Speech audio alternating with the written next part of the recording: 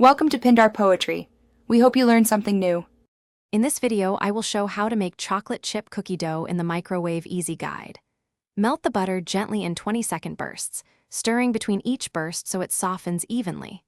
Combine both sugars with the warm butter until smooth, then beat in the egg and vanilla until glossy.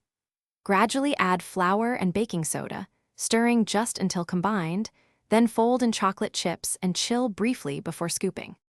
For the microwave method, work in short bursts to avoid hot spots that cook the egg or burn the butter.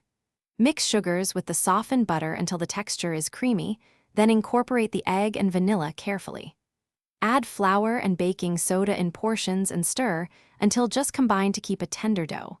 Finish by folding in chocolate chips, then chill the dough. Keep a gentle hand when mixing to maintain tender cookies, and use short microwave bursts to control butter temperature.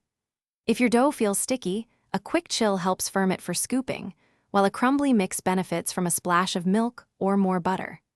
Test one cookie for bake time so you can adjust and get the perfect edge and chew balance for the whole batch. Thanks for watching. Consider subscribing if we helped you.